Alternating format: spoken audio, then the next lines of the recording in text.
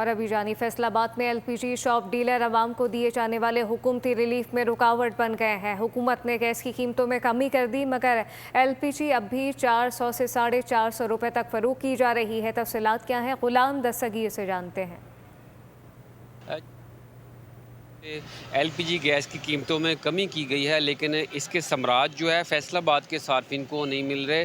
फैसलाबाद में जो LPG gas के डीलर्स हैं और जो फ़रोख्त करने वाले दुकानों वाले हैं, उनकी जानब से वही पुराने नरखों पे गैस यहाँ पे फ़रोख्त की जा रही है।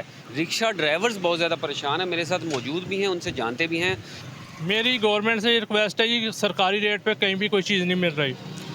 कहीं पे जाएँ तो 450 रुपये रेट है, कहीं पे 400 रुपये, कहीं पे 380 रुपये। ठीक है, गवर्नमेंट ने 341 रुपये रेट तो किया, पर उस पर अमल दरामद कोई नहीं हो रहा। ठीक है, सवारी की रिक्वायरमेंट होती है कि किराया कम करें, गैस कम, पेट्रोल कम हुआ है। ठीक है, जब कम हुआ ही नहीं तो हम कहाँ से कम करें। ठीक है, दुकानों वाले कम नहीं कर रहे। दुकानों वाले कह रहे हैं अगर डलवानी डलवाओ, वरना हाँ इसी रेट पे मिलेगी।